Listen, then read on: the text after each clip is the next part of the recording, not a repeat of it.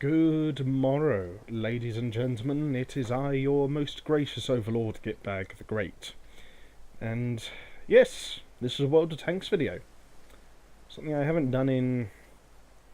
oh god, I can't remember how long actually. I think the last video I did in this game was...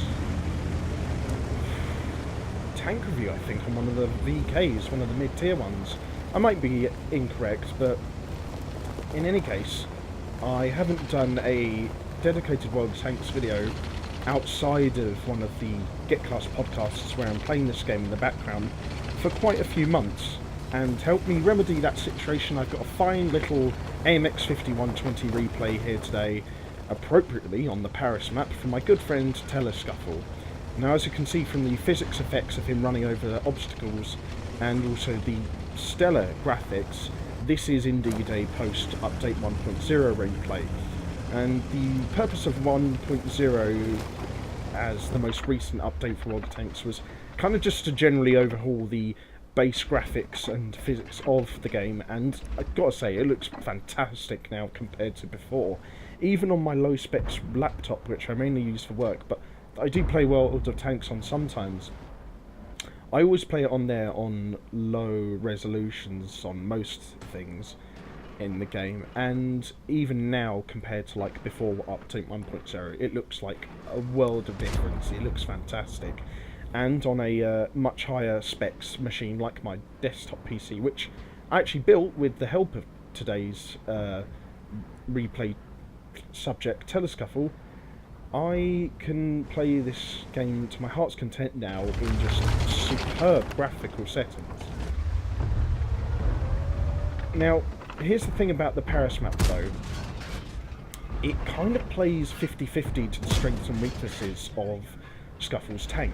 As you can see there, he's got a 120mm autoloader, which is good for popping around corners like this and nicking little shots off here and there at the tracks of heavily armoured machines like the ST1, and nicking bits of health here and there off of much more lightly armoured vehicles like those two Tier 8 Revolurise Sherman Premium Medium tanks.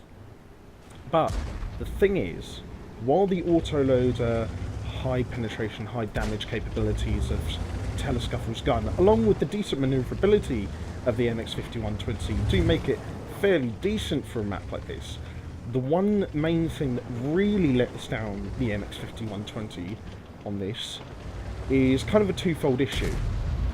Because on city-based maps, or mostly urban-based maps, the kind of tanks that tend to do the best on multi-tanks in those kind of settings are heavily armoured vehicles.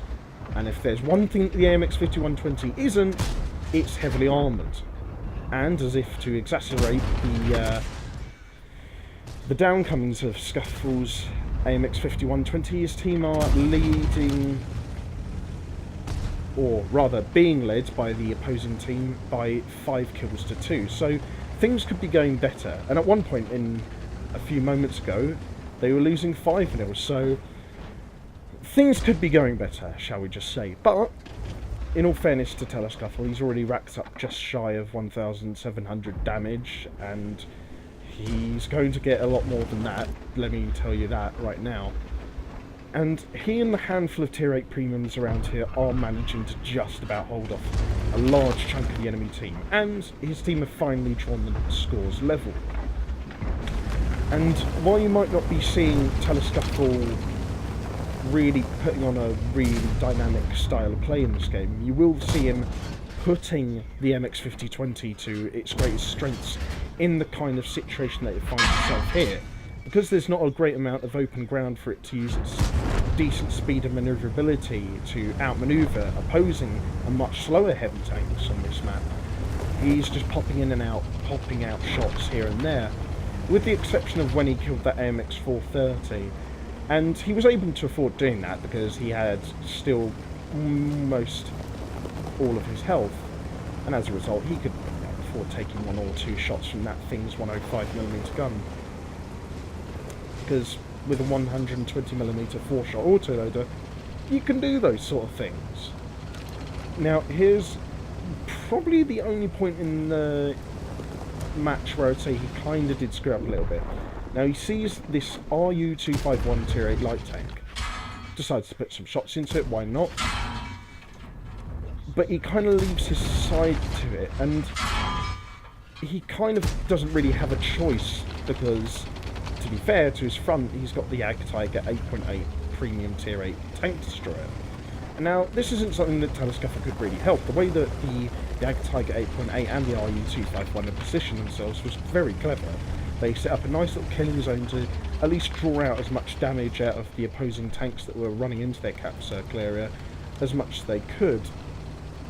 But it does mean now that because he kind of put himself out in an open area where there was no cover for himself, that Telescuffle has now lost most of his health. And if he isn't careful in helping his team mop up the last two tanks, he may end up getting killed, because they are both vehicles with very large guns. Although the Su-14-2 has now been taken out, all that's left for him to do is to basically just rush this Object 704 with the assistance of this very well performing light tank and finish the job off, getting 4 kills, 4,340 damage, a tasty little pocket money amount of 139 spotting damage, and finish off the match with having fired 18 shots, 17 hits, and getting 14 penetrations in the process. So, because of this thing's slow reload between auto shot cartridges, it does kind of force you to be a bit more clinical, especially considering that in terms of its accuracy dispersion over distance, it has a bit of a tendency to misbehave. But, in all fairness to Telescuffle, he hit all but one of his shots, and 14 of them penetrated, meaning that he did do just shy of 4,400 damage, which, for a tank as temperamental and situational as the AMX 5120, is very admirable indeed. Now, that isn't to say that this is an inflexible machine, because, like I said, it is very strong in both open and city environments, just depending on how you make use of the situation that you find yourself in. And apart from that bit where Telescuffle ran into the opposing team's spawn point to get shot at from 2 different sides and end up losing most of his health, he played this match pretty much as well as you could possibly expect to do with an AMX 5120 in a Tier 9 majority game on a city map like Paris. So, thank you to Telescuffle for sending that replay in to me. I'll link his YouTube channel in the video description below if anyone wants to check that out. And, as always, I've been Gitbag the Great. Stay safe, have fun with whatever you're doing, don't do anything I wouldn't do, and until next time, I'll see you guys on the battlefield. Bye-bye for now.